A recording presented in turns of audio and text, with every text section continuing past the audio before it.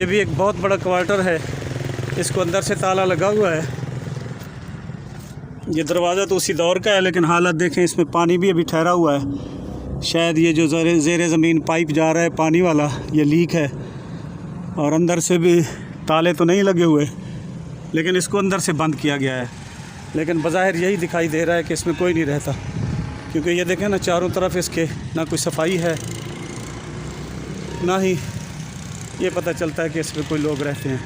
ये एक बहुत अच्छी इमारत ठहरी हुई है यहाँ, इसमें लगता है किसी न किसी की रिहाइश भी है, और ये बड़ी खूबसूरत बनी हुई है। ये देखें, ये मुमकिन है उस दौर में किसी अंग्रेज़ अफसर के लिए बनाई गई हो। और इस पर ये देखें 48 नंबर की तख्ती है, यानी ये, और ये आतिशदान टाइप ये लग रहा है ऊपर से इसके जो सुराख हैं।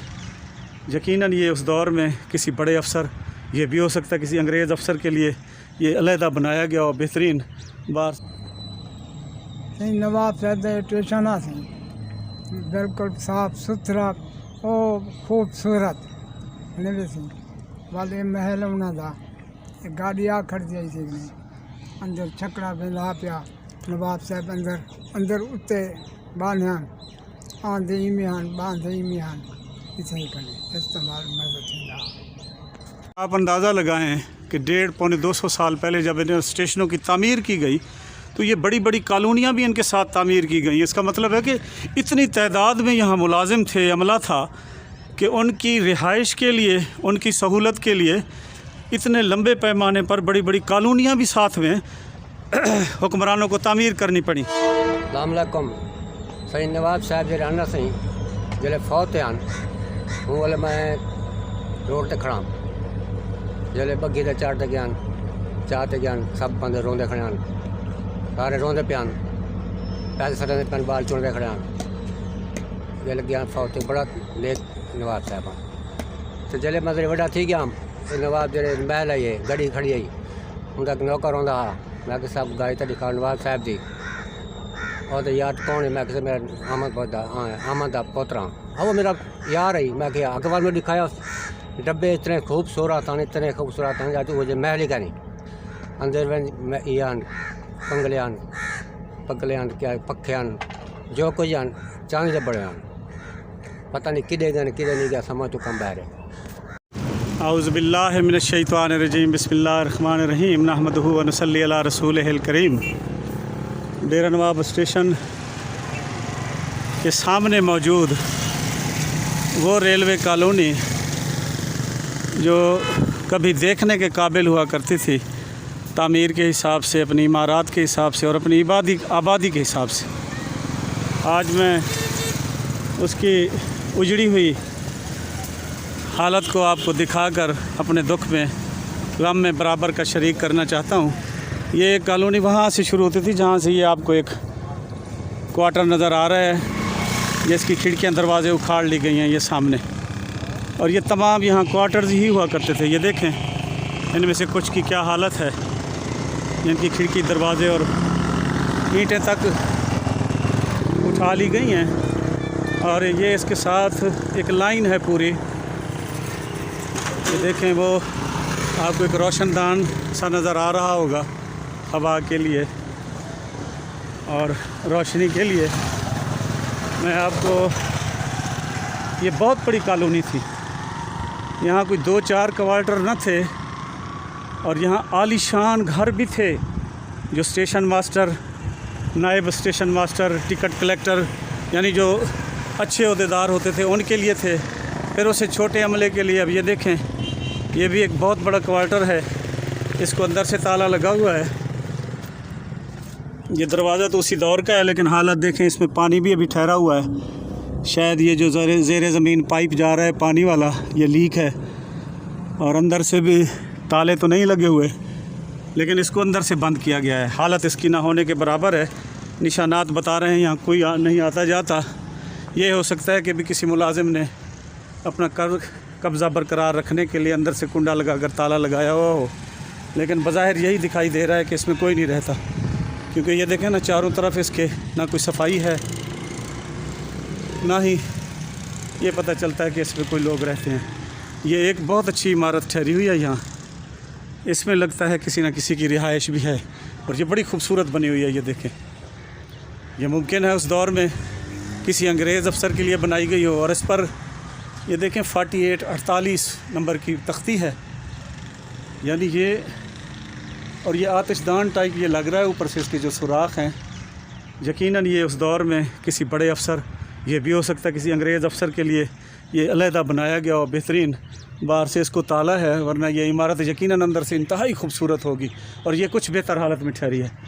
और ये वहाँ 48 नंबर था, यहाँ 49 है। अब ये आप अंदाज़ा लगाएं, ये 49 नंबर की इमारत है।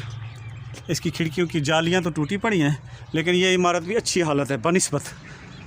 अब ये 49 नंबर, अब इसी से आप अंदाज़ा लगाएं कि यहाँ लातदाद इमारतें जो हैं ज़मीन बुर्द हो चुकी हैं, ख़त्म हो गई हैं, टूट फूट का शिकार होकर उनकी ईंटें और साजो सामान जो है वो यकीनन महकमा रेलवे ने नीलाम कर दिया होगा या चोर उठा कर ले गए होंगे। लेकिन इतना बड़ा सेटअप अब अपनी तबाही पर नोहा कुना है, रो रहा है। ये देखिए, ये पूरी लाइन है और ये बनिस्बत अच्छी हालत में ठहरी है। मैं ज़रा थोड़ा सा दूर हो के इसका व्यू आपको दिखाऊं, ताकि आप इस इमारत के बनाने वालों को कम से कम शाबाश तो दें कि आज हज़ारों गुना ज़्यादा कीमत पर जो इमारतें बनती हैं वो बनने से पहले ही टूट फूट का शिकार हो जाती हैं। और ये इमारत जो 150 पौने 200 साल पहले तामीर की गई, इनकी मुनासिब देखभाल नहीं हुई, लेकिन इसके बावजूद देखिए ये कितनी खूबसूरत और दीदा ज़ेब और मज़बूत हैं। मैं ज़रा थोड़ा सा जूम करके आपको ये दिखाऊं।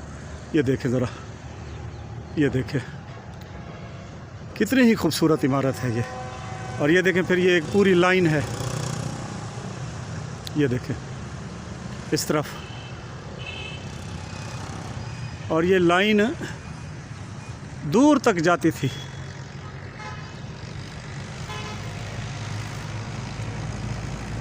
और ये फिर वो इमारत जो मैं आपको दिखाना चाहता हूँ, जो अब भी कुछ अच्छी हालत में ठहरी है।